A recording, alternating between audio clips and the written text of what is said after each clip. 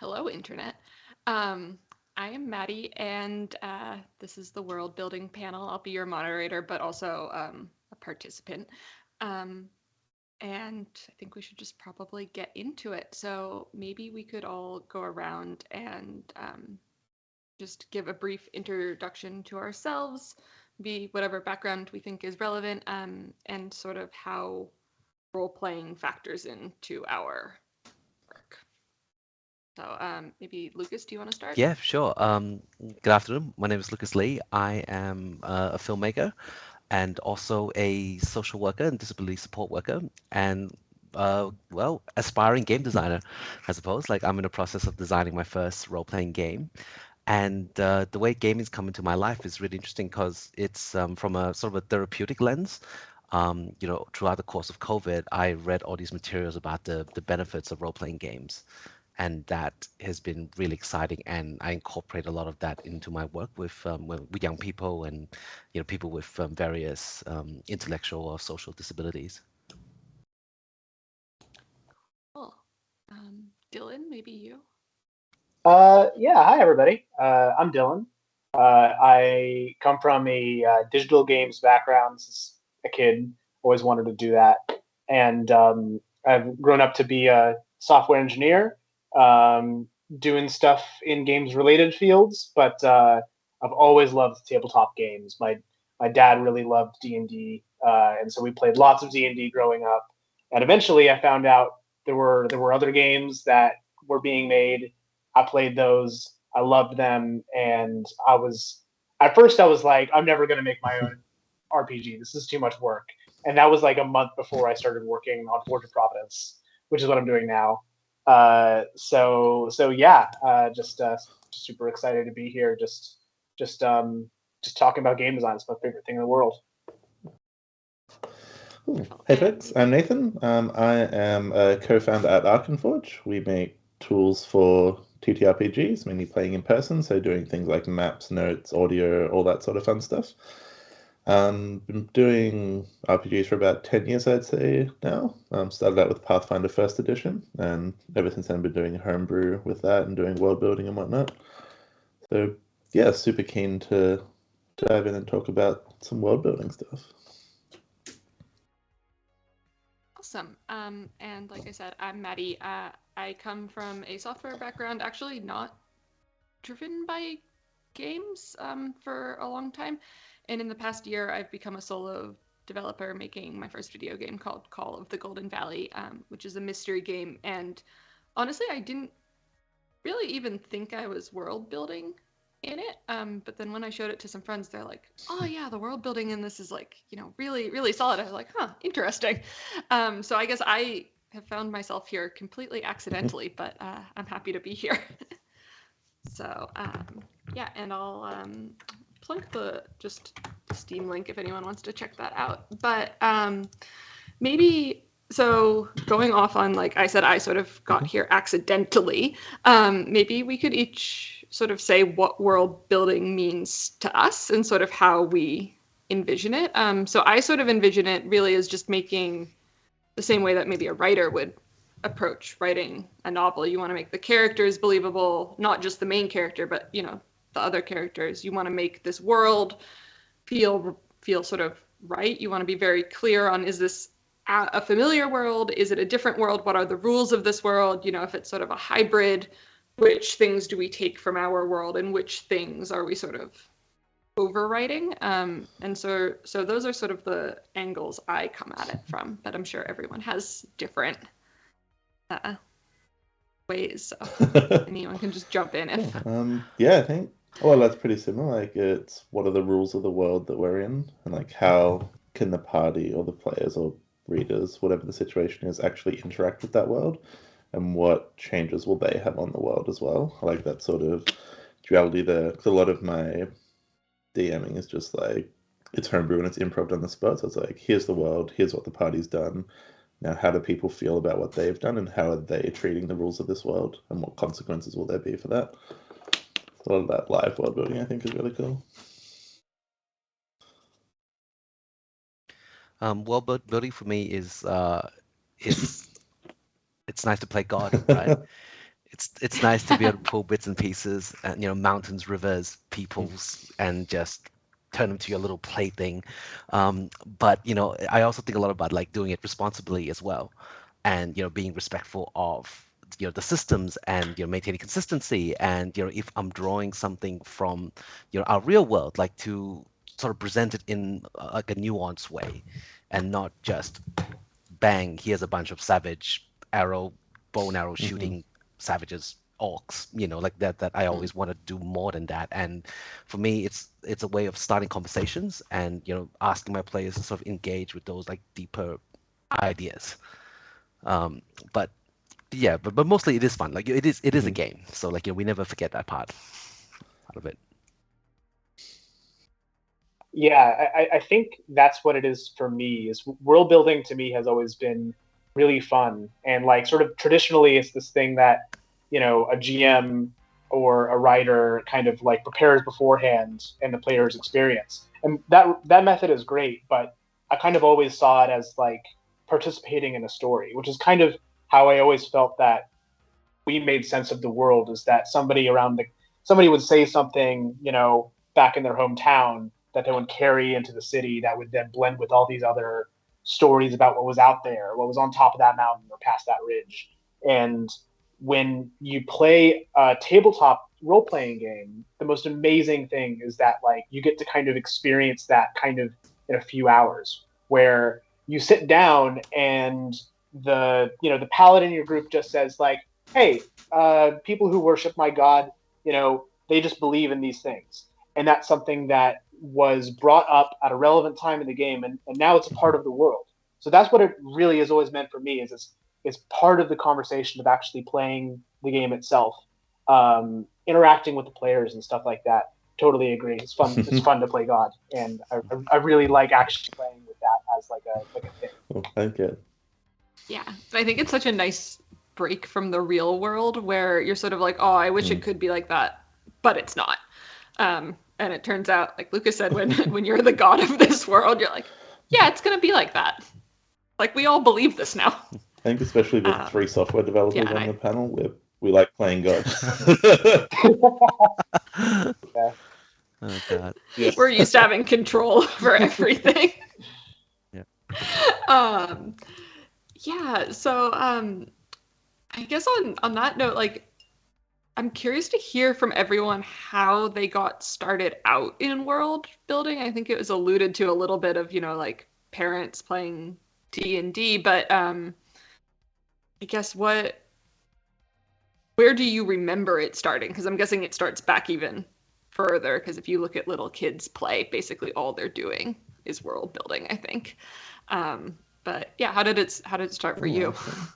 If I may share, I'm expecting my first child in like the next 4 to 7 weeks, so it's very imminent. And we Yay! were talking with my wife about like, oh, what kind of toys did you like growing up, and what kind of thing could we expect from our kid? What would you like as a kid? Was I a kid? And it got me thinking back how my earliest memories were playing with Legos, and Mm. building stories out of Lego pieces. Like I never built it the way the instructions you know told me to. Like maybe once, the first time, open out the box, do it, and then boom, down it goes, and nothing ever stays. And so like I think, as far as I remember, I was building worlds.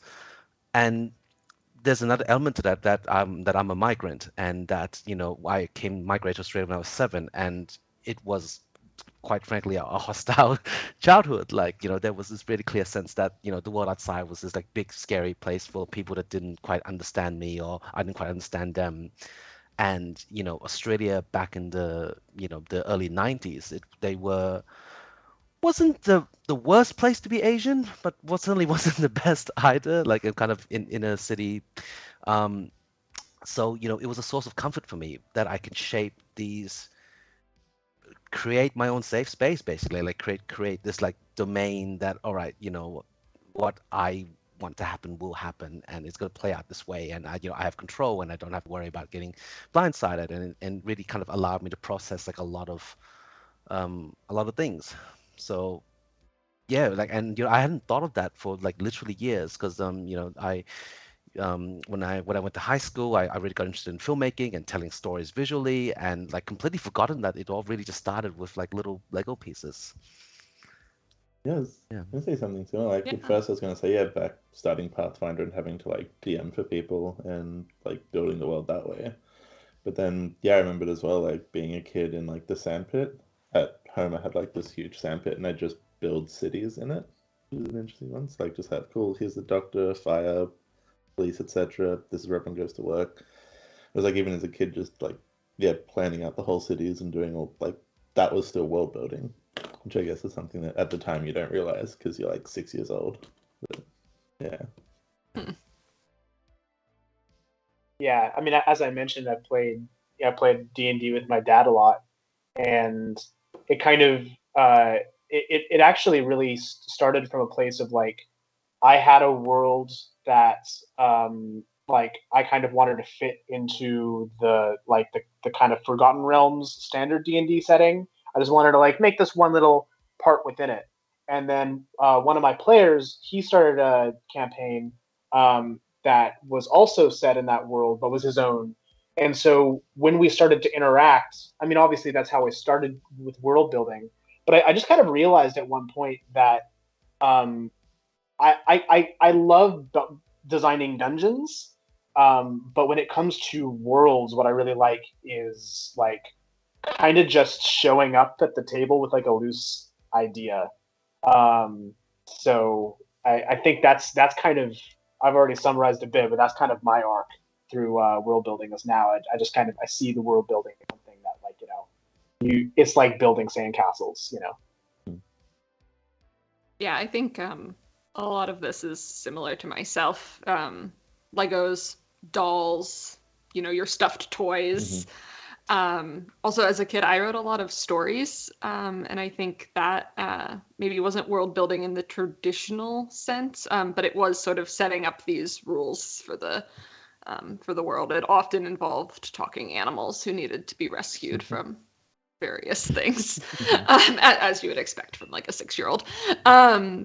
Yeah, and then in sort of university, I got more into improv comedy, which I think is very intertwined with world building, especially in the tabletop sense. Because right, like when I do it for my game, I have the leisure of sitting, in my office by myself, doing it and revising it. But when you're playing with other people, like it's just happening. So again, I sort of came at it from a different angle, but I think ended in the same place. And again, I think we've alluded to this, but maybe we can expand on how world building factors into your work today. Yeah, into my work specifically, not so much because I'm building software that lets other people build worlds. I guess from that aspect, I need to know enough about world building to know what you need to build a world and what sort of tools you need. So in that sense, I guess it's there. But yeah, in terms of like actual work, I'm not currently like designing any games or building any worlds myself, sort of thing. It oddly feels very similar for me, but from just a very different angle because Forge of Providence is a game where everyone is playing as fantasy gods and they're actually making a world themselves. So in a similar vein, I mostly think about like I look at a classic creation myth or that's something that just shows up like again a Marvel movie. It'll have like some origin story for some planet or something. I don't know. And I kind of think about like, okay, what are all the things that people would be if they wanted to bring this to their table? What were the steps that kind of go into like how they end up creating this world itself? At least that's what I do for the game that I'm actually making. And the games I make in general, I mostly keep the actual world building hands off. But in my own games, I always like to just sort of sit down for an evening and just write for 2-3 hours straight. It's not great, but just what's going on in this part of the world. So I'm well, one of the places I work for is the Banyu Youth Service, which is like a local government council run youth service, and we have a monthly D&D program. So we get like 20 odd young people every month playing, And something we've experimented with doing this year was to have all the games take place in the same world, like same city, in fact, and that's something new. And so, building the world with the young people has been like incredibly fun, and also having interactions between different parties, like in like a recent session, we had a mind flayer attacking a city, and one party blew up the mind flayer ship and it crashed, but it crashed onto another party, and like we had all these kids running out of their room going, oh my god, we've done this, we're so sorry, and like everyone on the other table going to start rolling the dexterity dice to make their save against the crashing mind flayer ship. Like it's just so magical because if you can get that buy-in, if you can get people believing in your world, um it's so real, and it just brings people together like in such a powerful way, like even if it's on a subconscious level, like they might not even think it, but they're just already that much more immediately connected to each other. And yeah, Yeah. like the interactive side of world building is just like it's one of my favorite things about it. Yeah. It's interesting because so I guess because I'm doing it more from like an author perspective, I do the world building, and then my players sort of get what I give them, which sounds really harsh. But it's making me think, as the rest of you have been going around, is so there's do we believe it's sort of a zero sum game? Like the more world building that the creator does, the less world building that the players do. Whereas maybe Nathan, you're on the complete other end of the spectrum. You're doing none of the world building and giving all, enabling the players. So I don't know. I'm just curious to hear what people think about that balance. Do you think it's sort of a zero sum? Do you think there's a good way to balance sort of I guess the leader, the DM, the creator versus the players? How do we feel about this? Does that question make Yeah, sense? Yeah. yeah, it Yeah, does. it does for sure. I think it kind of goes back to the whole yes and thing, Yeah. but you got to be. I guess it depends how tightly you want to control your world and how like rigid the structures are. Like, there's only seven god and don't you dare bring in an eighth. Or is it like, no, you can bring that eighth god, but you got to do some work. Like, they can't just pop in. Like, you got to, Mm. do this, do that, do that. Like, because, I have these systems in place, as a world builder, I have these systems in place to allow new things, new unexplored borders, but you got to get to that point. Like, get to this structure that I've set up to then proceed. So there is a consistency still. Like you're not just pulling out a pink unicorn out of the sky. Like they live underground in this particular lake. Mhm. So on. Well, yeah, I think no matter how much you build your world as like the creator of it, there's always going to be some level of player or user or whoever's absorbing your world that's going to be able to make their own stuff. Like, I guess taking something like Harry Potter, for example, like the world Mm. building there is very strict with what's there. And J.K. Rowling's like, cool, this is how it is. But you can go online and there's so much fanfic. Like, that Yeah. world building is going to happen regardless of whether you want it to or not. I Yeah. think just the more detailed that you make the world, it just creates more opportunities for people to be able to slot in their own world building into it. Because it's like, I've got the rules more defined now. I know where everything is in the world here, how it all works. So now, as a fan of it, I can come in and I can say, all right, cool, these are the rules, so I can start building my own stuff with the rules that have been made. Yeah. In hindsight, it's sort of becoming obvious now why J.K. Rowling is very strict with her world building. Anyway, sorry. Yeah. Moving I, on. I I think there is a balance, but I think the balance it's nowhere near the middle. Like what I find usually in a game of Port of Providence is that like some people they don't want to like flesh out what's happening in a city or something because they feel like they're like taking up space that somebody else could be putting in there. But that doesn't really happen. What really happens is that once somebody contributes something to one part of the world, everybody wants to jump in on like do that yes and. I think there can be theoretically like too much that like oh there's not enough create space for me to feel creative. But honestly, I think that happens most when players are or when people are most happy with the world already. And yeah, like fanfic is always going to happen basically. For the average player in an average role playing game, I would probably say that like if people want to contribute, they'll contribute. You know, if they don't contribute, it's usually because they're pretty satisfied actually, or I don't know, maybe they haven't been prompted for it, but it depends. I think mostly this like giving some world building structure to a group of people is going to stop them from collaborating. I think it's almost the opposite. You know, it's just building off it. Going off what you said about sort of when people feel like they're happy with the world, what do you think the hallmarks of a well-built world are? Like, what do you see sort of in a world and just be like, yeah, they've nailed it, or like that's really cool? I think consistency for me is probably the biggest one.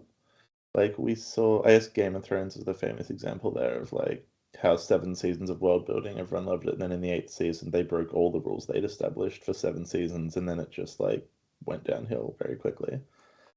I think as long as your world is sticking by the rules that you've established for your world, I think that's probably the most important, at least. Yeah, and for me, it's actually that you have enough rules that it can handle a novel situation, I guess. So this isn't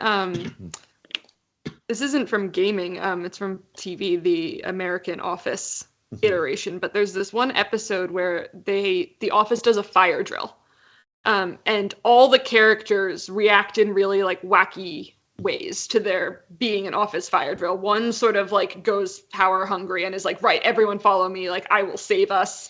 Other people are running off in their own directions. And I was watching it and I was just like, wow, they really nailed the characters, that even though we've never seen them in this environment, you sort of actually can deduce what they would do in this situation because their characters sort of are so firmly established.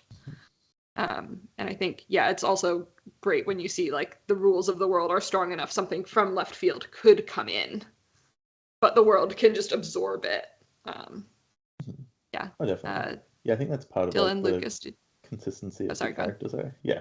Yeah, I think it's that consistency. Like we've established what the rules of what these characters are and how they're going to react. So when they are thrown into a new situation, they're still consistent with that thing that's been built. I really like a world that has a very distinct voice. Like this is not generic fantasy number 78. Like, this is Tolkien. This is Westeros. This is the Mortal Realms, and from the Warhammer universe. Like it has its own like, this is the 4 nations in Avatar, Last Airbender. And like the fact that if you can sort of just paint a really quick picture and people look at it and they go, wait, I know exactly where that is. Like this is like, for me, that's like, oh yes, wonderful, amazing, magic. Like I want to be there. I think a lot of thing I struggle with Star Wars sometimes is the new stuff. It's like it all feels very samey. Like Tatooine and Jakku, like what's the actual difference between these 2 planets, except maybe Jakku's like slightly redder sand or something. Like I don't think there's enough thought given to really fleshing out these worlds, and I think like a well fleshed out world would be unique. Like, it will be something because it's something special. It's well rounded in some unique way. So that's what I like to look for. And it's really interesting. What you've just said is actually what a lot of art directors say about your art style for video games. They say, I should be able to see a screenshot of any point in your game and know that it's your game. Whether or not that means that it has like a really wacky, unique art style or just sort of like a coherent color palette, maybe. But it's like I should be able to look at it and know that it's yours, because that means there's a direction and that like you're keeping it consistent. So that's just an aside from sort of the art world, but I find it really interesting that you're saying basically the analog. Yeah, but for things you can't see.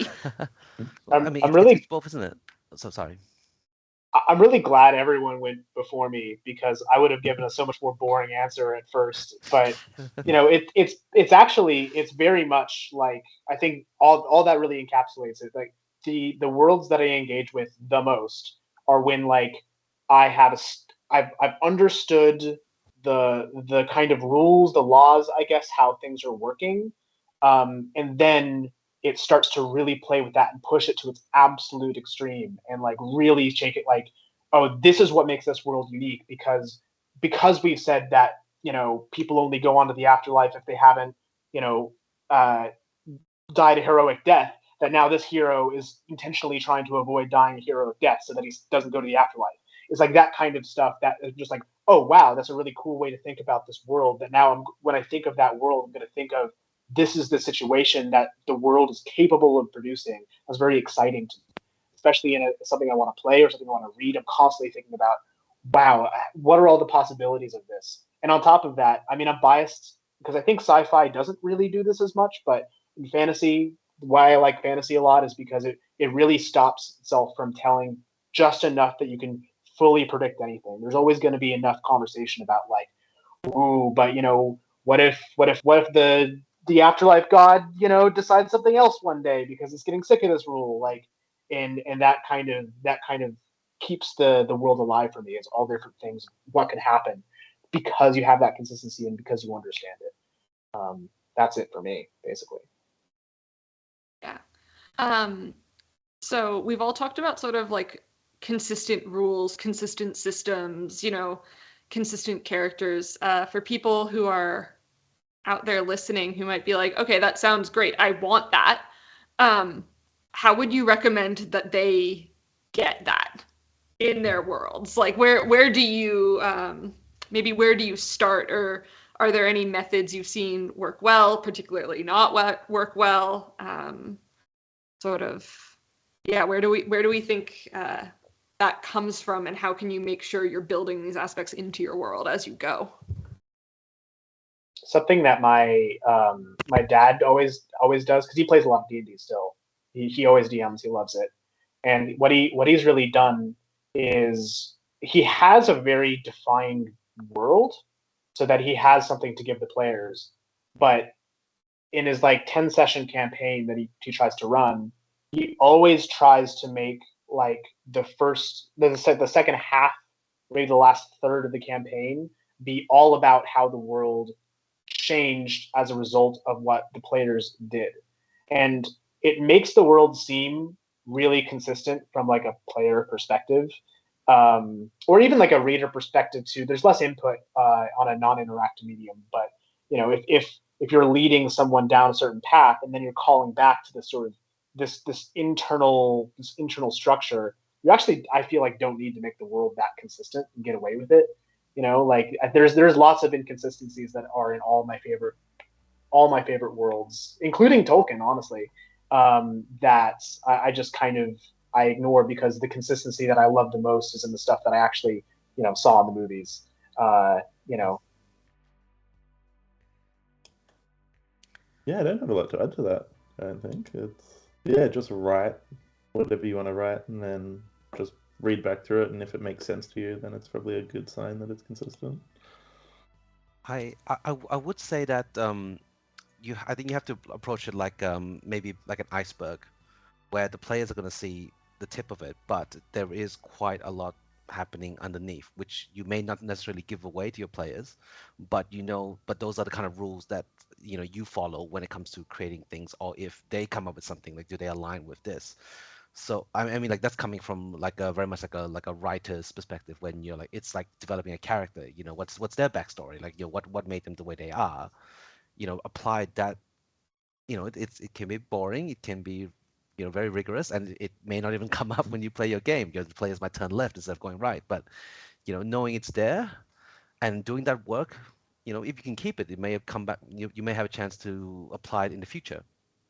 But I think it's going to add that depth that your players would really appreciate, even if they don't notice it straight away. Like people talk a lot about Tolkien, Lord of the Rings. Like he's done so much backstory and so much background, and when it was adapted to film, that was shown in the way they made the costumes. The level of detail in those costumes, and it wasn't something that you might pick up straight away necessarily, but it just adds that magic, which perhaps the new series is lacking somewhat. Yeah. And that mirrors what I've sort of heard of, always like go one level deeper. So maybe, you know, if your world extends to a country, okay, what sort of continent is this country on, just to use a really physical example. And I know for like writing my game, I've, you know, started with making the characters just like 2 or 3 things about them, like sort of, you know, what are these people about? If you were going to use 3 words to describe them, sort of who are they? And then, you know, it just lives in a Word document on my computer. But then I find like maybe every month or two, as you know, I'm writing more and more and really nailing down the details, like it comes up. And in ways that I've been really sort of surprised that it comes up. But I think it's been helping, at least, I don't know if the characters are good, but I think at least they're sort of self-consistent with each other. Because I think also, yeah, a lot of worlds aren't built in one afternoon. Like they go on and on and on. And yeah, I think that forward thought can be really helpful. So another question I wanted to ask is, I guess we've talked about sort of like what we love about world building. What do we maybe not love or find the most challenging about it? Or does anyone have like a least favorite part of like, yep, like, gotta figure out how this works again? And least favorite doesn't mean that you have to dislike it. I'm just saying like the least of the favorites. Naming things is always the annoying one for Okay. me. I can tell you're a software engineer. Yeah. City _3. We'll do it. Yeah, I think kind of sometimes I've actually changed my attitude towards this lately, but like really filling out every single detail that like players might encounter in a dungeon or something like that. I would have said random encounter tables before, so I just didn't do them. But now I follow what Edward McDowell and Electric Bastionland has, which is like everywhere should have a random encounter table that's just a single 6-sided die, and then like the first 3 should just be kind of the same thing, but there are different takes on like this one band of like, you know, the screaming goats that are on this mountain or something. And then like 4 or 5 result is going to be just like, oh, the poachers for the goats. And then the 6 can be some other really big thing. So those little itty bitty details have usually been something, yeah, the GM's rabbit hole. It's just like, just something that I can find myself just hyper focusing for 3 hours and then being like, I need to go to the bathroom. I've done like 4 random encounter tables I don't even want to roll on. But it can be helpful. I guess for me, I don't like economics. I don't like thinking about how much should a health potion in this town cost versus how much a potion should cost in this town. Like, you know, I feel like that's a kind of really sort of a mechanical bookkeeping, because you know I'm coming into this as a storyteller, as like a very narrative thing, and like you don't see Frodo counting how much coin he has, whether if he wants to buy a pint, they just go in and buy a pint, you know, so on. You have the extremes where like, okay, they just have no money, or they have all the money in the world. Like it's not like, oh, they're really saving up and you're working, you know, 5 hours this week so I can afford this. Like the minutia of that I struggle with. Even though I have a growing appreciation for it, because it does, because some of my players might, you know, players come to your games with different things that they're looking for, and some of them really love that little you know, like making the most out of every gold that they find, you know, and haggling with the merchant and so on. Like, so I have to respect that, and you know, I have to find a way to make that interesting for me. Yeah, that's the sort of stuff I love, is that sort of economics and resources, because like then it dives into like, oh, why is a health potion 10 more gold? Oh, well, the materials I need for it, there's like a blight on the crops here, so yeah. Now, yeah, things are more expensive. Can the party do anything to help with that? Like, you can get some really good plot hooks, I find, from just like, oh, a potion's 5 gold more here. Yeah, no, absolutely. And if that's the path that your players want to go down, then well, you better damn well be ready to go down that path. You know, you have an obligation. And you know, there's an interesting story can be made out of anything, like, you know, screaming goats and overpriced potions. There we go. That's like a one shot already. You know, set out on. Does the potion make the goats scream, or does it make them be quiet? Yeah. Yeah, That's what I want to know. I think that brings up a good question then, actually. Just what you said there, like, how much is your world building influenced by what the players want versus what you want to do as a DM or a story writer or whatnot? So I'm sure, like, as an author, you get all the people who are like, oh, I think this should happen to this character or this should happen to this character. Like, oh, am I going to change what I want because, like, of the mass appeal of what this outcome is, or am I going to stick to my guns and be like, nah, bad luck, fanfic it if you want to? I actually work out of a co-working space that's a lot of game developers and filmmakers. And it's I guess we're all united under the, like, we do things with screen arts. But it's really interesting because sort of the, like, classic, maybe more like the classic arts, like screenwriting and book writing, it is very much what the author wants or what the creator wants, and then you make it, and then, like, you know, you ship it off to the public, and sort of it either sells or it doesn't. But with games, you're constantly playtesting and iterating and saying, you know, does this make sense? You know, is this clear or not? And it's just when you put sort of the two groups of people in the same room, it becomes very obvious that the process is quite different. And then with as a game creator, like a narrative game creator, it's always interesting of, you know, I'm completely willing to take the feedback of, you know, it wasn't clear to click on this button. You need to make the button bigger or whatever. But then when they're like, oh, but what if the character did this? I'm sort of like, but that's my character. And I'm not sure that's the way to be. It's like sort of an evolving process. But yeah, it is. It's a very interesting sort of split in the approach. And I don't think either one's right or wrong necessarily. Sorry.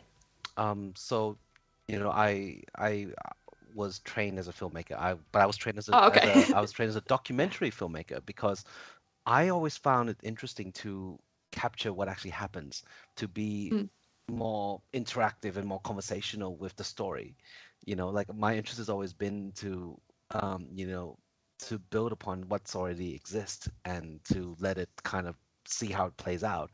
I mean, of course, you've got to structure it and present it in certain ways, but like I've always but I totally get what you mean. Like script writers aren't like that. You know, like you have to set this path, and you've got to have the confidence in that it is going to be, you know, entertaining, emotionally fulfilling, thematically cohesive enough. And I think that's a luxury I think we get with interactive content. Is like, yeah, we just basically we can't just make a sandbox. If the sandbox is good enough, they're gonna have a great time. Yeah, we don't have to take all that responsibility ourselves. Like if I could share in a home game of D&D I'm currently running, I have this character who, you know, does a favor for a celestial, and so he gets to ask a boon. And I was expecting in my head, all right, he's going to ask for like a magical item or some powers or something. But he instead he asked to see his deceased wife, you know, and that for the first time in any game that I played, people cried. It was such this beautiful, tender scene, and it all just came out of the player making that request. Like, you know, I couldn't have written that. You know, it would have felt maybe would have even felt contrived if I'd written that. Like I just did the setup, and you know, they took it the rest of the way. Yeah. Wow. Yeah. I think there's something that I've really turned the corner on recently, where like if you're listening to this as somebody who likes world building and maybe isn't planning on like actually like, you know, creating a product or appealing to an audience, is like you don't have to make the world building like in service of the players or whatever. I have a friend who just all she does is just writes this story that's just like I know she's never going to release anywhere. But you know, sometimes when I hear people getting into D&D, they're worried about DMing because they're like, I really want to make like all this DM advice exists about like including something for players who like to explore and something for players who like to role play and something, all that kind of stuff. And yeah, you could do that. You can make it a fun session for people. There's absolutely nothing wrong with that. Have people having fun is fun, but you got to have fun too. And I think basically, if you're hearing this and you're worried that this is a lot of pressure in order to create like a consistent world and a world that's in service to the players or something, like just just don't. I mean, like if you really want, then ask for people's feedback. Like say like, hey, is there anything about this session that you think should have gone differently, or something specifically about the world? And you know, if you're willing to give feedback, then you can do that. Otherwise, you know, just show up and, you know, maybe hope that people can bring their own part of the world to the table as well. Yeah, and honestly, sometimes I really appreciate it when other people come in with strong ideas, because sometimes like I just want to play in other people's world. Like maybe I'm a little tired and I don't want to do the world building. Just want to hang out. Oh, we're getting a chat message that has disappeared. Let me find it. I sort of caught a glimpse of it. It was about saying how they love the mysteries in the world and how not everything needs to be explained. And I think that's very much about about that iceberg that I was talking about, where you know you have your structure, but the players do not need to see all of that. You know, they could just get a glimpse of it. You know, a TV series that I've just started watching recently, Severance, on Apple TV. I don't know if anyone's seen it. I'm not going to get into it, but I'm just going to say what I love most about that show is all the questions that it raised. Like, because we're in the first, like I've watched like the first 3 episodes, and there is just so many tantalizing mysteries, and it really pulls you in because like you're like trying to figure it out as well as you're following the story. Like, yeah, it's amazing, and you know, a good mystery, like a good question is, you know, sometimes it's better than a good answers. You know, like until it's locked in, it could be anything, right? In the player's mind. Hope you're listening, Star Wars creators. Ah, No? yes. Oh my God.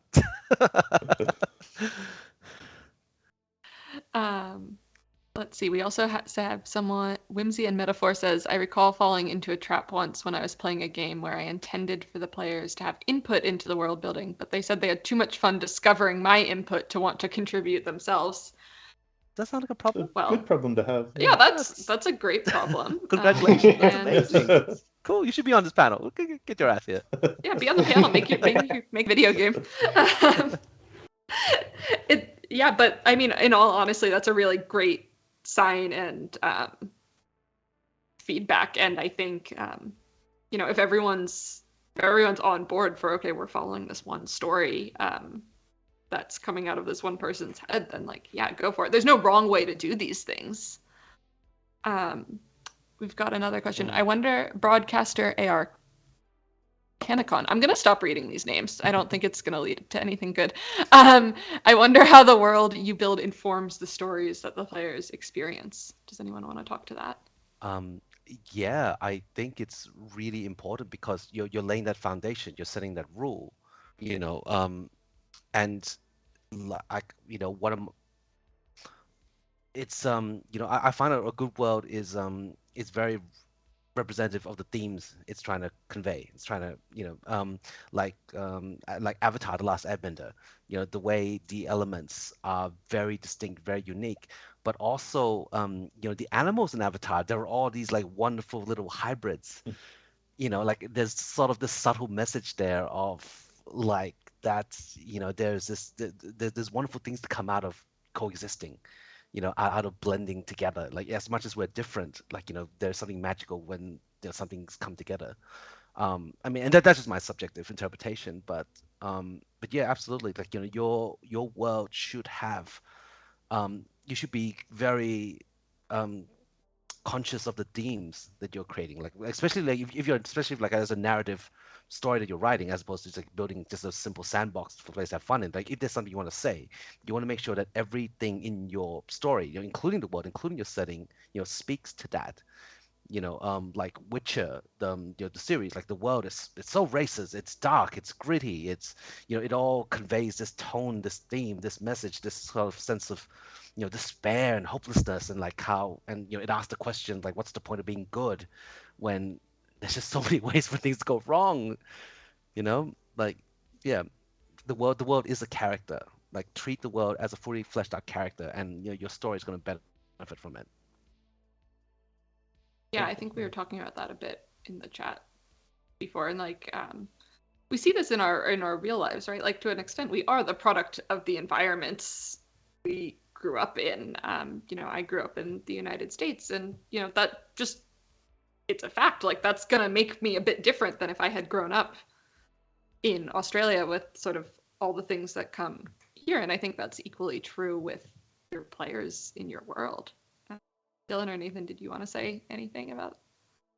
For me, the main thing is like something that gets often overlooked in world building is just the tone, especially with tabletop games. Like you can have a good, like serious, like everything's really bad sort of tone, and if you like fire's forbidden, so if you cast a fireball, the guards are going to come and drag you away, sort of thing. Or you can do like sort of lighthearted and fun, and like everyone at the table's just laughing all the time because it's like a good, fun, ridiculous game sort of thing. And that's like if that's mirrored in the world, then that's really gonna, I think, the biggest thing that impacts your player experience. Like they're going into it with just this mindset based on whatever the tone of your world is. Yeah, I think I usually don't think of the story that comes out of it at all. I just sort of I think about it more in terms of the stories that can be created out of it, and from there I usually find it useful to think of like what is the theme of this place, and then that can kind of drill down as well. Like what is the theme of like this tavern, and then what's the theme of like this tavern keeper. It gets to a point of redundancy, but when you have like a world that has the theme like Witcher of like it all being dark and gritty and morally gray, you can still have a part inside of that where its theme is a bunch of people who think they're doing the right thing, and that automatically kind of creates a story for the players to come from, because you kind of expect them to come from the background of they're part of a world where everything is morally gray. What happens when they're confronted with people who truly are trying to do what the right thing is, and when you play those themes off, I think you end up getting a story that shows up at the table. That's a lot easier than anything you can kind of craft by hand, personally. And also, I think it adds to the realism again. So I know I keep bringing this back to like visual arts, but when you're setting up like your scene in your game, basically there's this idea in that, if you've got like a red wall and light is bouncing off the red wall, then you expect sort of the things in front of the wall to have a little bit of a red glow to them. And this isn't something that we notice in real life at all, but you notice it when it's not there and you don't know what's wrong with it. Like people will just sort of squint and just be like, it's not quite right, but I can't put my finger on it. And I think sort of like to what you've all said, if the world isn't shaping the player's like experience and it's not shaping the character's experience, like there's just this little bit of incongruity that like maybe you don't realize that's what it is, but it just like feels a little bit off. Because right, the like world should be bouncing off the players and the characters, and that sort of feeds into itself in this feedback loop. We've got another question. Do you folks create with having game mechanics and rules in mind, or do you bend the rules to serve the narrative, or change them to fit your world better? I like that question. Yeah, when I approach world building, I'm normally doing it with a system in mind already. So my, I guess, expertise when it comes to world building is taking a system or a world that's already made and just like fleshing out a part of it and really like developing it really strongly. So yeah, for me, I think it's rare that I need to bend the rules, but sometimes there's rules in a system where it's like, all right, this doesn't quite work just because it doesn't give like the level of granularity that I want more than anything. So sometimes I'll adapt things for that, or like if you're in a role-playing game, for example, I might be like, oh, this person's got a rage mechanic now because it fits what's about to happen in the story, sort of thing. But yeah, outside of that, I wouldn't say I tend to create rules out of nowhere. I usually just, tend to modify things a little bit just so it fits with what's about to happen in the story. Yeah, I think it to be very, very brief, it's like, yes, I always think about like the game, because I come from the perspective of like I like making games rules a lot. I like making worlds quite a bit, but I like making worlds the most when I'm kind of playing with the game mechanics themselves. So yes, absolutely. I don't think it's necessarily how you need to do it though. And usually, because I come at it from I know the rule system, um, I then don't end up changing any of the rule system after I've designed the world. If I do that, it's usually some foundational element at the start. Like I wasn't the DM, but I played in a game where um, it was D&D, but magic was actually drawn from like plants and life around you. So you had to be around like nature, and using magic inherently was like kind of a climate catastrophe. And it explored that quite well, and it all started from this like idea of like, yeah, what if you literally had to kill like this many plants for a level 1 spell, and it just takes the first 100 plants that are with closest to you. Um, the game I'm currently designing, Dreambound, the first iteration of the game was played with dice. It used like a D6 dice pool system basically, and I came up with some fun mechanics for it, but it didn't quite mesh with the themes and the stories and the feelings that I wanted the game to convey. So the dice became playing cards. So it evolved to become playing cards. Um, and again, test out a few things and started seeing some patterns and seeing some connections. And now, currently, in its latest and the incarnation that I'm most happy with, it uses a tarot deck as the core mechanics. So for me, it wasn't so much that the game mechanics informed the game; it was the other way around. But those mechanics that are fun, I am keeping in the shelf to be used for another project. Like to think about how what would suit this better. Yeah. Yeah. I think more with you, Lucas, on this, in that I guess as someone developing a narrative game, my philosophy is always like the narrative is king and everything else exists to sort of support the narrative, with the mechanics. But then I think what's really cool about games is that sometimes these mechanics do evolve, and it's always worth taking another look to say like, okay, that's really cool. Like, could the story go this way to include that thing? And as long as I think like sort of I ask myself, okay, are we staying true to like the core narrative? Then yeah, maybe we can take like a little detour to get something really cool or satisfying in it. But I think like no matter which side you're on, like whether mechanics are like this is what we're going for, the story this is what we're going for. I think they're sort of intertwined to a point where you can't separate them. Yeah. I think that's when you know your game is done or it's close to finish, right? Where it feels like, okay, this is it. This feels because you need both. You need both sides of it. A game without a good mechanic is just a cutscene, I suppose. Yeah. Hideo We have Kojima enters the chat. Real quick, I'm being told that I was likely a player in a Dark Sun campaign. I didn't realize. I've never actually read Dark Sun, so that's fun.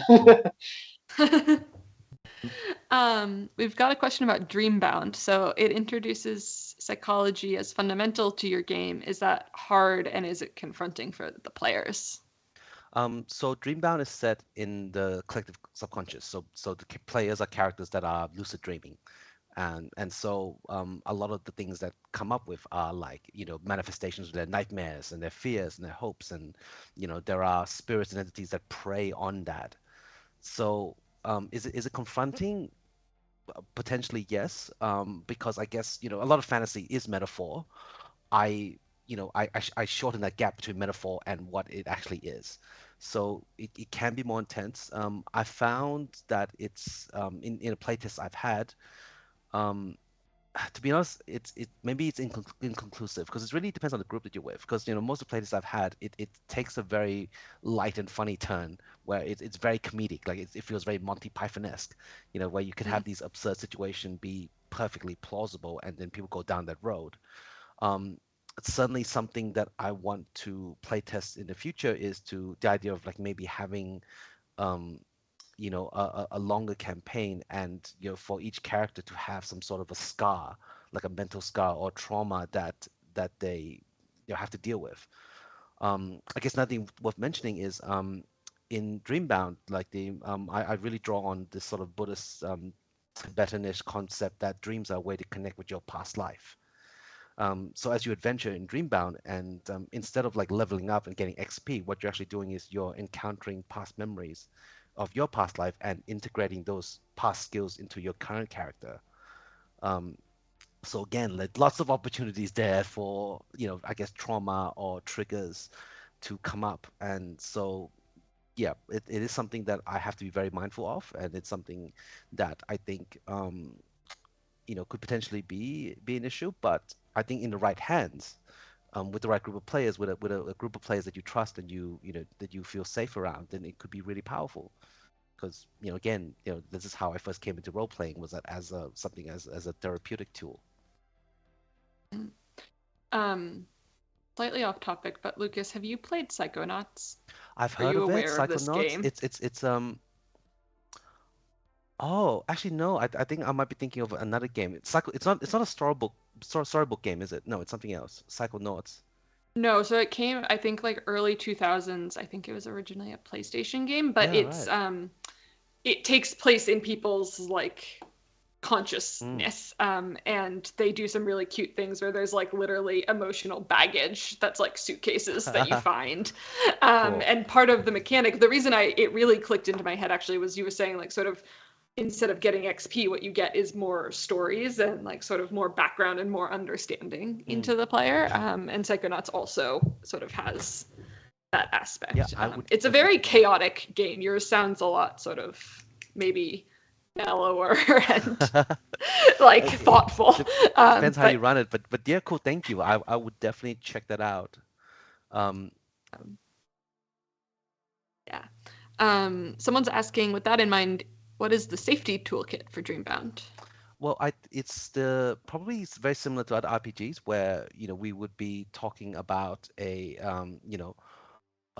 write down some of the things that would be triggering. What are some things that everyone would have their own individual piece of paper, and they can like jot down things which can be forwarded to the DM before they start running the game.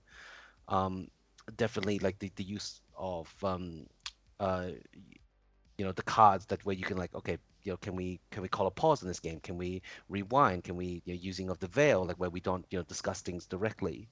Look, I would say like it's a standard toolkit. Um, but this is something that as I develop the game, this is something I'm going to think more of, and I will flesh this out. Like it would be you know irresponsible to just send this out into the world without this kind of safety toolkit in mind. Also got someone saying potential cultural appropriation seems like the ticking time bomb in the room. How do folks manage this? Oh, Big question. it's a big question, and it's a question that I basically deal with a lot because I want to see more diverse representation. I want to see Mm. more, and my opinion would be that it's better to try than to just completely ignore it and to be stuck in our Eurocentric Western fantasy with blonde elves and dark skinned, you know, even and so this is it's a huge topic. Like, what is cultural appropriation? What is a cultural appreciation? And um, you know, there's a great analogy that like there's a phrase, do no harm, do no harm, right? Which is like being the medical practice, being very cautious. Um, but I think a better way to do it would be that, look, accept that maybe you will get it wrong, maybe you will cause some harm, but be ready to adapt and evolve and refine, because that's human culture. Like culture does evolve. We're not. It's progress. It's a dynamic thing. You shouldn't just shut down people or shut down conversations or you know like cancel culture can be too far in some instances. And I think like there's a phrase like that I really love. Like, instead of calling somebody out, call in. Engage them in conversation, like engage in conversation in good faith, and make the assumption that this is a person trying to do something here. Let's help them do it better. In some Yeah. cases, like, I mean, sometimes it's obvious when it's just a cash grab, you know. Yeah, Yeah. I think it's really. Oh no, Sorry, go sorry, you on. go, Mandy. I was just gonna say, like, I think part of respecting like your audience is that understanding that they're smart people and that they'll usually pick up on the intention behind something. And if the intention is, like, I've like been reading about, say like Thai mythology and it's just really cool and I like this is so cool, I want to incorporate it and I think it's beautiful, and that I think people will they can see that rather than like, oh, my publisher said that it's really important that, like, we put this in here, or like this is what's trending now, or just sometimes lazy storytelling, like people call in sort of established stereotypes because Yeah. it would take time and effort to create something, and they use sort of this like cultural shorthand, which I think is really problematic. But I agree with you, Lucas. Like, no one's ever going to get it right, but if they can see you're coming from a really like honest, earnest place, then hopefully we can all have a conversation about it and adapt and do better. Do better. Nathan, sorry, you were going to say something. Yeah, I was gonna say, when you're doing like the research on the culture or whatever it is that you're sort of basing your world on, like just ask people from that culture is probably like a big one. Yeah. Like if I was doing like a Thai mythology thing, I wouldn't even start really without actually talking to Thai people saying, hey, are there any elements of this that I shouldn't mention because of like its cultural sensitivity or not accurately depicted in Western media and that sort of thing. Like Yeah, just having people who actually have that lived experience involved in the project in some aspect is definitely an important one. like nothing about us, nothing with us about us. Yeah. Like that's the phrase. The first time I tried to design a game, I had this idea for like this sort of steampunk adventure across northern Africa, like the Sahara. The premise was that, look, if ships could fly, then an ocean of sand would just be like an ocean. And so then I thought, oh wow, this is great. Like this is a chance for me to like really sort of play with like all these different cultures that aren't normally seen in the setting, like like the Berber culture, um, the Songhai, the African empires, like. But then, like, the more I look into it, the more I thought, this is huge, and I do not have anybody I know who can speak truly to this. And maybe, if I reach out and got a team of collaborators together, this is something worth pursuing. But for now, maybe just pull it back, keep it back, keep the ideas, keep the intention, but stick with something you are more familiar with, and more, maybe even say more true to you. So which is why I've sort of sort of now working on something more this sort of introspective, dealing with past life, these like really strong Buddhist concepts, which is something more in my lane, basically. Yeah, I think what you're describing, Maddie, about like engaging with a certain kind of mythology and then wanting to incorporate it is like my daily life working on Forge of Providence, because it's a mythology game, Mm. and I think there was a point in the project where I realized it was going to be actually released, where I kind of had this, I like woke up in like a cold sweat. I'm like, oh God, I'm not good at knowing a lot about like exactly how this mythology is actually played out. Like, what am I gonna do? Like, I really want to do this authentically. I certainly don't want there are plenty of people who they find these myths very important to them. And I kind of just I accepted, like, I I simply can't do a very good job, to be honest.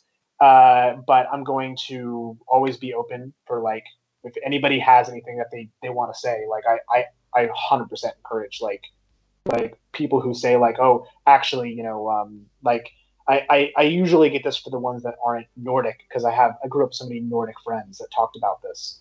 But I had my artist is Malaysian, and he was like, "Oh, can I bring in some like Malaysian mythology?" I was like, "Yes, absolutely," and that's been really positive. Um, so I at the end of the day, like, because like I know Ashta Felix in the stream said, fantasy and fiction don't exist in the void, which a lot of folks don't seem to understand, which is definitely true. And I think that what I want to do is like encourage an internal conversation, which I think is very healthy, I think what can be what cultural appropriation, or at least cultural misrepresentation, which is what I'm specifically worried about, when it can do a lot of damage is when I come out and say like, hey, this is the way that this culture does this. Because first of all, it could be wrong, and second of all, that would be a really hard statement to stay with any kind of authority. Like cultures, they change within the culture. Um, so instead, being like, hey, this is a game that is specifically about this sort of this like almost like like a postmodern take on mythology where it's supposed to be something that is people making sense of the world that's around them, and also like pushing a specific narrative that's like I try to make it super clear, like in this game I encourage the gods to be selfish. I'm not saying that every god and every myth is selfish. I'm just saying that because I think that creates a good world and a good story. So I do my best, and I decided that it was better to do my best than to kind of get scared and not do anything at all. So that's about all I have to say, basically, on what I do. It's the best I can do, probably. Yeah. I think a good rule of thumb for people wanting to incorporate other cultures into their game systems or stories is to not have every member of that culture think the same way, right? It's to have nuances and levels and a scale. Like, not everybody from that river tribe actually wants the river to be completely left to its own. Maybe, maybe a boat every now and then is okay. And give them strong, narrative reasons for that. Like, because what you're doing then is that you are showing a real people, a real person, not just a caricature or a stereotype. And Yeah. even if you don't get the culture 100%, at least having that goes a long way. I think that for me was one of the success of the Avatar Last Airbender series. Like, because you do have two American writers at the top, but the way they represent the different cultures, there was nuances between the characters. Like, not everybody was the same, and it just felt powerful. And that's just good storytelling anyway. Like, fleshed out characters. Like, that's what you want.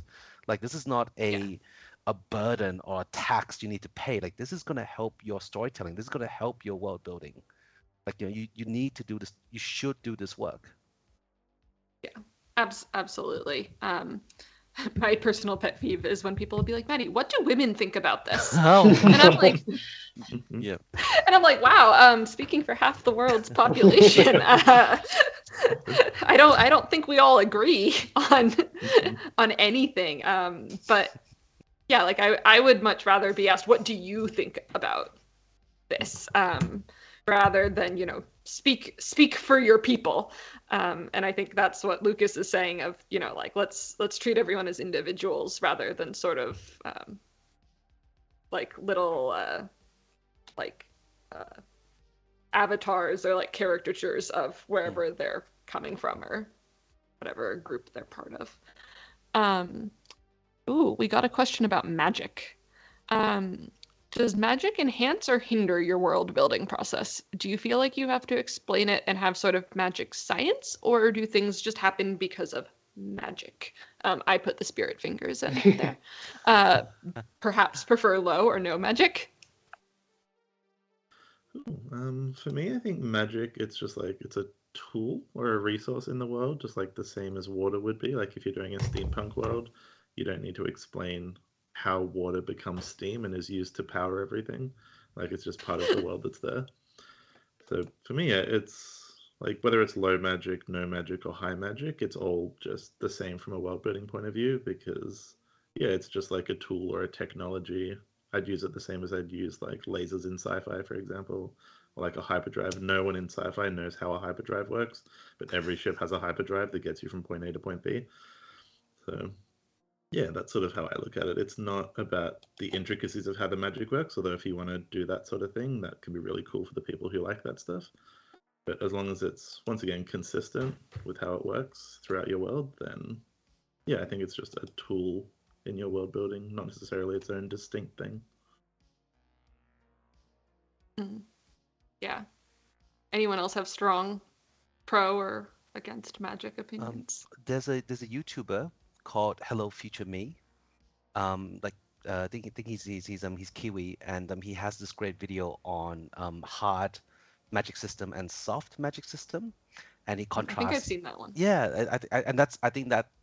Gosh, I suppose I should probably find the link and then share it somewhere because I think that answers that question really well. Like, like which and by hard and soft magic systems, I'm hoping everybody listening kind of understand. Like his example was like, say something from the Ghibli universe is like that's very soft magic system. Like whereas something like say Harry Potter where you gotta say the precise syllable and have to like that's hard magic. So that's magic science, and this one's like magic fantasy. I guess it's about like what are you trying to say with your game? What kind of emotions and feelings do you want your players to have? And which which way serves it better?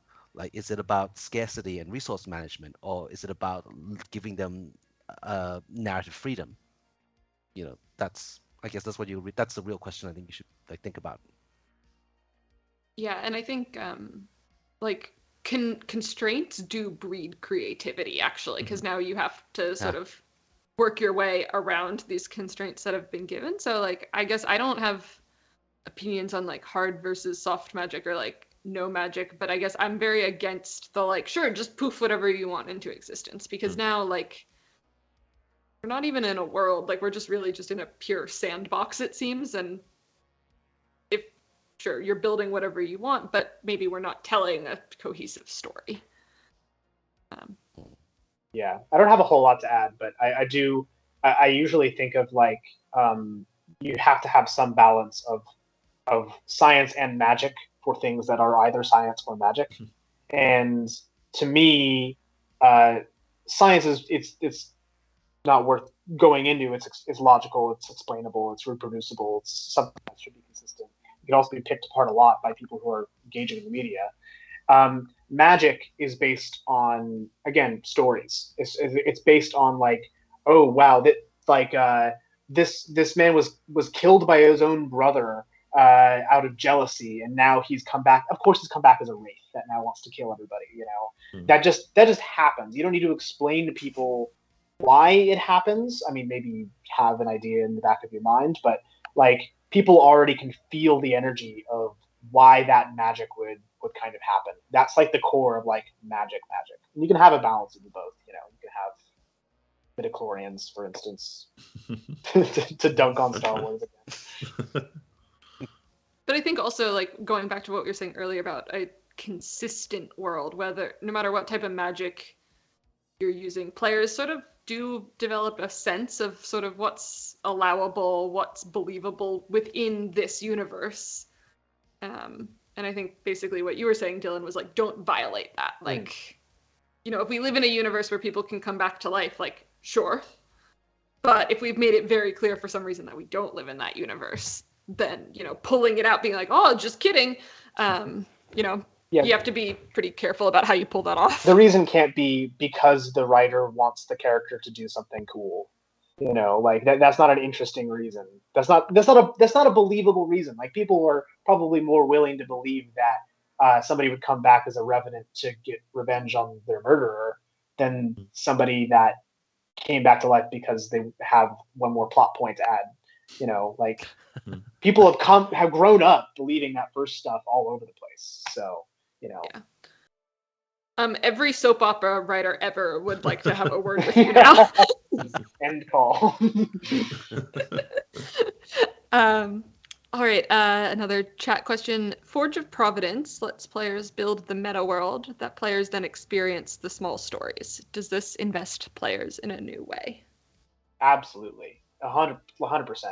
I think it's kind of like what I enjoy about games so much is that when you add engagement and that input, then it really makes people care about stuff that they ordinarily wouldn't. I'm not much of a sports watcher, but it's kind of like with sports where you see your team go to playoffs and you see your team win the championship. That has so much more meaning than just kind of some team that you thought played well. And I think when you end up creating your own world and then playing these small little stories in it, well, if you created this city and now you're playing in a legend where the city is under threat, you're like, my team is going to burn down. I don't want that to happen. It makes you care so much about it kind of so easily. And I get it a lot for free with Forge of Providence because it's a world building game. I know people are sitting down and they're gonna build the world, and they're gonna care about that world, hopefully, and then I can do a lot with that. It's not necessarily the way it has to be if you don't do collaborative world building. I obviously think it's good, but if you get players invested in your world just by just by creating a really consistent and interesting story, you do still get that same kind of engagement. But it's a huge cheat for me if the players are willing to collaboratively build the world. It just feels like I'm entering a cheat code to get them to care about that world. Yes, sports ball. The team burns down. We have it in the chat. Hate it when I'm watching sports ball and my team burns down. Yep. Yes, if you're not aware of Blaseball, I recommend Blaseball because that can actually happen in Blaseball.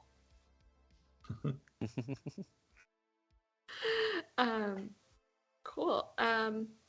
There's no more questions coming from the chat. One question that I've got prepared is, what would you all recommend as a first step for someone who wants to get into world building? Like maybe we've got some curious people in the audience who haven't done it but think, this sounds kind of fun. But maybe it's a little intimidating. Like where do you recommend people start?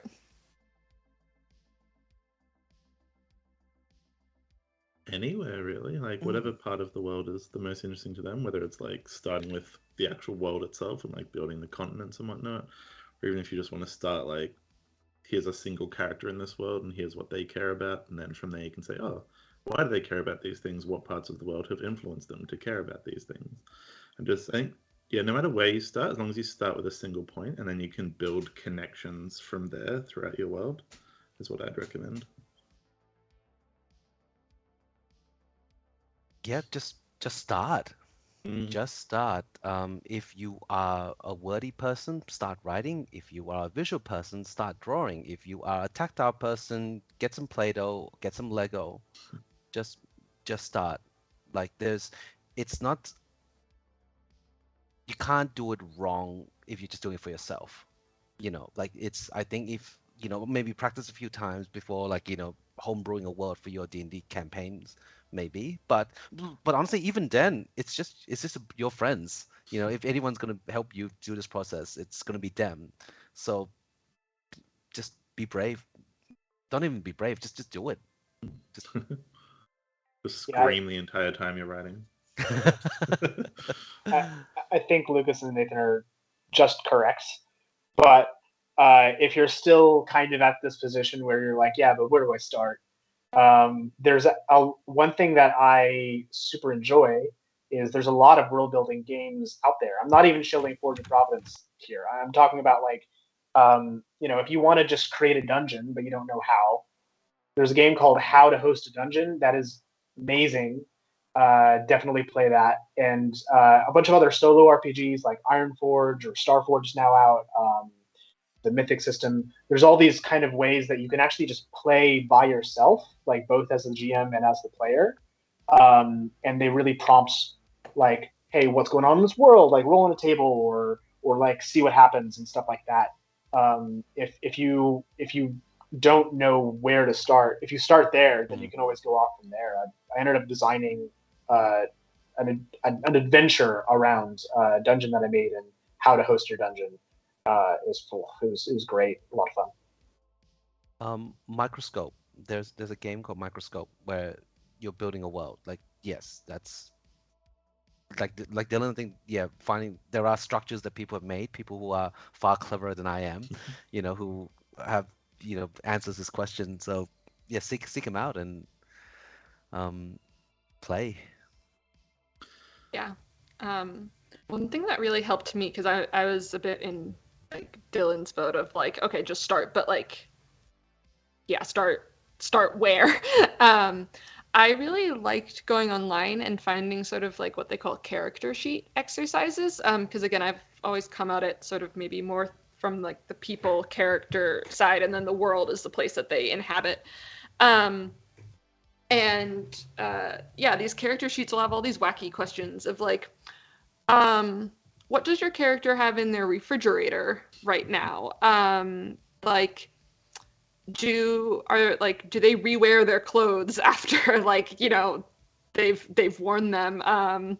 Just really wacky things that are never gonna come up, but yet if you thought about, say, your best friend, you could probably answer these questions about them, or like definitely about yourself. It's just sort of a way to almost get a grip on like what makes someone have a certain personality, and sort of what details can you use to show that. And I thought that was sort of really, really fun. Like, you know, when's the last time your character called their mom? Um, and then that could lead you, you know, well, actually their mom was killed in a tragic blimp accident, and that's like their driving purpose in life is to, you know, get revenge on the blimp operator, and like boom, there you've got a story. And yeah, I like it. Starting from there. We've got another question. Do you enjoy rationalizing the trickle-down effects of absurd elements in fantasy or sci-fi worlds, or is it something you prefer to gloss over and emphasize the development of characters and their effect on the world? It depends on the definition of like absurd elements in that case. Because I definitely love doing like the trickle-down effects. When I'm running games, every single thing the party does, I'm making note of, and it's like, who cares about what they did here? What's their like? Who cares about it? Why do they care about it? Is it going to have a positive or negative impact on the party? Is it going to fuck with anyone else who's around? Just all that sort of stuff. So like, definitely when it comes to D&D and other tabletop games, very much the trickle down stuff and the party having consequences to their actions is something I'm very big on. But I think when it comes to books and other sort of single narrator story things where you don't have that sort of feedback loop of interaction, then I think you can tend to gloss over it a lot more. But you guys are definitely more the experts on that side of things. So. I'm not sure if this is what the question asker was talking about, but an example I could think of is in my D&D game, I had a character. One of my players has a character with a harpoon, and he says, "This is harpoon just for killing dolphins because I hate dolphins." And so that for me was like, oh, hang on, all right, so let's make dolphins chaotic evil in this world.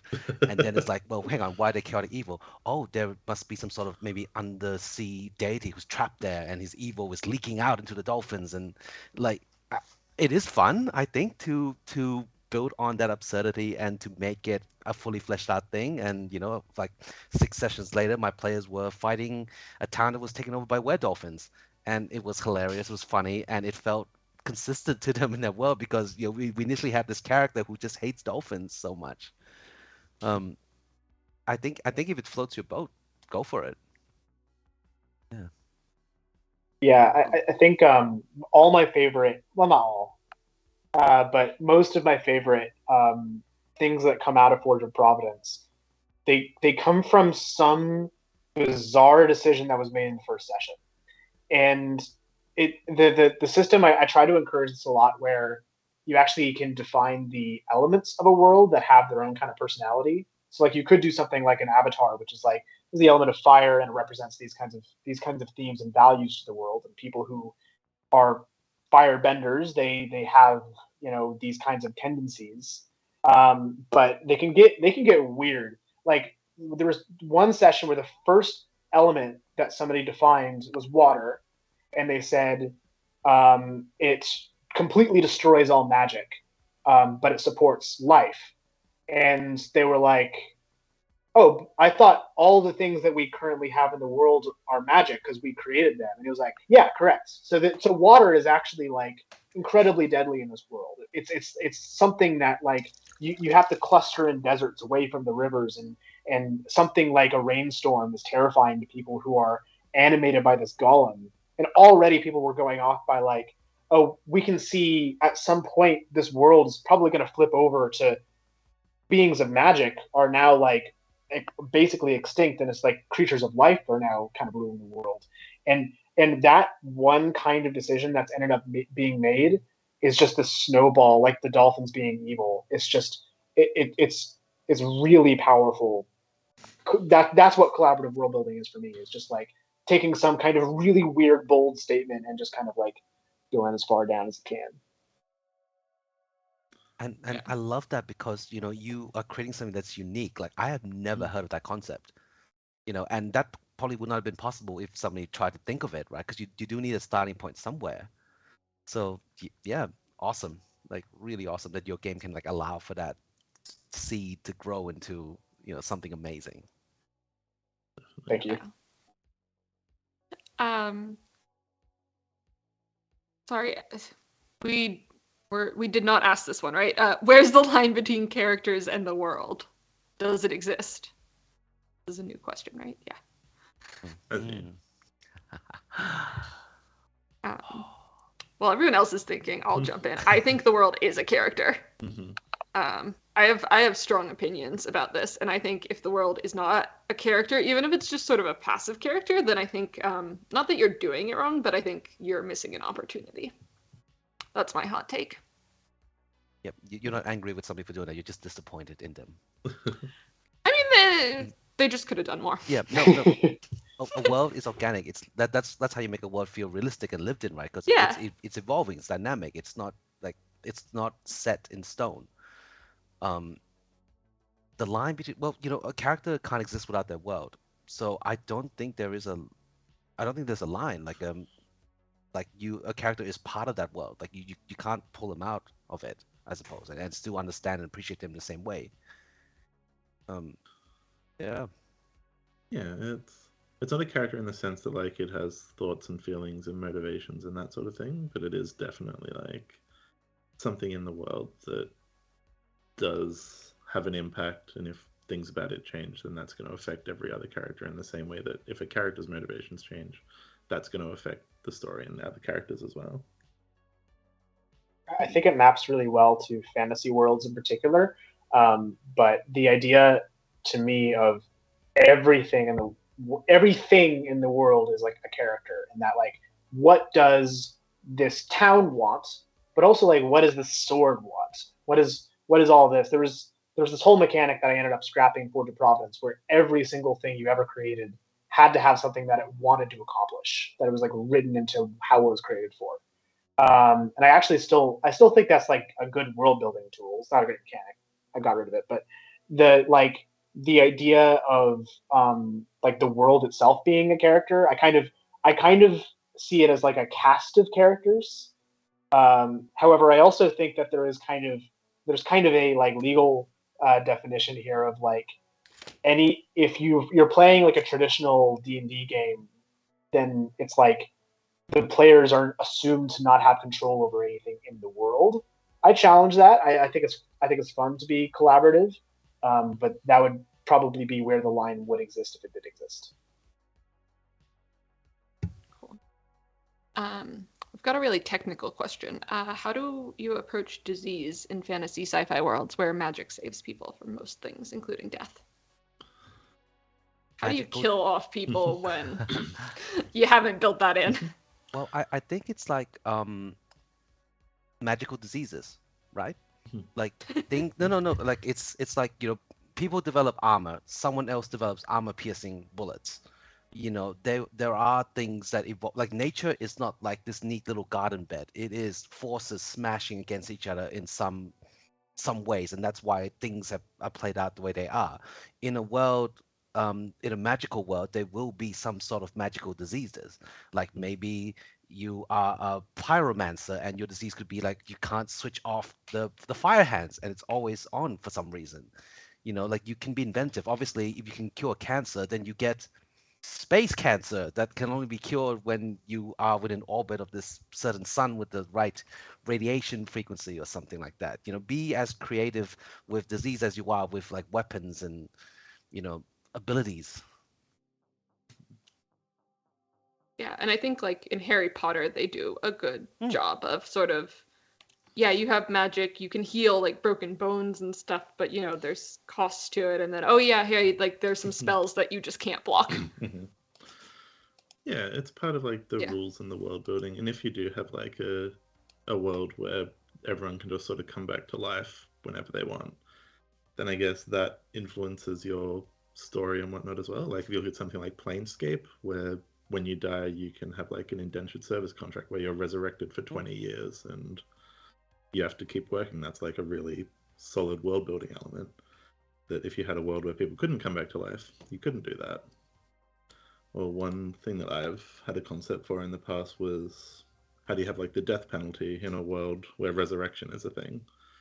So it's like, oh, all the people who like are really violent offenders and whatnot. There's like this sort of secret prison that they're in where they're just kept alive and their memories are wiped because if you kill someone, then the people like they're martyrs. They become martyrs and whatnot, and then the people who are champions of their cause are going to try and find their body, steal it, resurrect them, keep going on with their plot and all that sort of thing. So yeah, I think even if you do have a world where there's no illness, there's no death or anything like that, it's just another constraint to your world, I guess. That you have to adapt the story around this. Yeah. Warhammer Age of Sigmar, there's a faction called the Stormcast Eternals, and the premise of this faction is that there are heroes that are been plucked by a god from all corners of the world, and they can't die because when they die, their souls get transported back to be reforged. But that reforging is like making a photocopy of a photocopy, so they lose a bit of themselves every time they get resurrected. And it becomes like a really scary existential thing where you can't die, you just lose more of yourself. So it's like a slow grow dementia or something. And I think that's like really fascinating, like something like, like a really creative answer to that question of like, all right, well, how do you play a faction that can't die and make it interesting? Yeah. And I think that's what I love about constraints, right? Like you only get to these sort of really like juicy elements usually when you're having to work around something. I think I don't really have like something different to say, but I guess a different way to say it is like there's a kind of a danger when you're building a world, at least casually, that somebody's going to say like, well, but what about disease? If magic can cure all diseases, and but by the way, I'm not saying that's you said. I'm saying some people are like worried that kind of person is going to like come up with like some kind of gotcha. That was the exact tone of the question that was asked. No. But like, I think what Lucas and Nathan and Maddie were kind of saying that I think I'm 100% behind is like turn right back at them. It's like, hey, you're right, disease doesn't exist. Gotcha. And just kind of really playing with that and that kind of stuff I think is really memorable when somebody is willing to like stand for their values instead of kind of being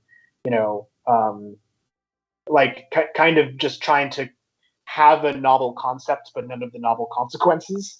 Although I very much like the point that Lucas made about like when plate armor existed they came up with longbows or something. Sorry, I can't remember the historical. So you can do whatever you want. Just magic. All right. Well, I think this has been a really great chat. And I think I'm gonna wrap it here. But maybe for people who jumped in halfway through, we could all go around and explain who we are, and if you have anything you want to plug, now's the time to plug it. Because I think this is a really great panel of people working on so many diverse things and taking so many different like angles to the world building. So I don't want the people who jumped in halfway through to miss that. So Lucas, do you want to reintroduce yourself and Sure. say goodbye, I guess? Yep. Hello, goodbye. My name is Lucas. I am a filmmaker, disability support worker, and aspiring game developer. At PAX coming up, I will be playtesting my game Dreambound. So we have games running 3 times a day throughout Friday, Saturday, and Sunday. Check it out. It's part of the ARC local games in indie games section. So yeah, please come by and say hello. Yes, I'm Nathan. I'm co-founder and tech wizard of a little project called Arkenforge. So we make the Master's Toolkit, which is a tool for DMing mainly in person, so doing maps, audio, notes, all that sort of stuff. We've got a booth at PAX. I don't know the booth number off the top of my head, so I'm sure Dante in the chat will scold me for that later. yeah, we'll have a link coming up in the chat there that you can check out. And yeah, if you're at PAX, come and say hi. I'm Dylan. I'm making a game called Border Providence that I'm also demoing at PAX. So yeah, please come by and say hi. I'd love to show it off. And I also have an itch.io page that I've been releasing small games on. I have a Discord that you can join as well that I try to post updates. I have less time to devote to tabletop roleplay design these days, unfortunately, but I plan to put all of my stuff through there. So there's a play kit available for Forge of Providence. If it sounds interesting that you want to do it, then yeah, please do, and please let me know. I'd love to hear your thoughts and your feedback. And I have been Maddie. I am a solo developer working on my first game called Call of the Golden Valley. I'm not doing a booth or anything for PAX. I will be there. So if you see me and want to be like, the world doesn't have to be a character, I think you're wrong. Yeah, come find me. But my game is part of the Melbourne International Games Week Steam Festival. So you can hop on there, see lots of great games made by people in Victoria. Yeah, if you want to hear me talk more, I'm running a live stream from my Steam page for the duration of that festival. But yeah, it's been lovely having everyone here and getting the questions from the audience. And I learned so much, so I'm really happy I did this. And yeah, thanks everyone. Thank you. Yeah, Thank you. You guys Yeah. are great. And thank you to everyone who's listening. Yeah. Some great questions. Some really great questions came up. For sure.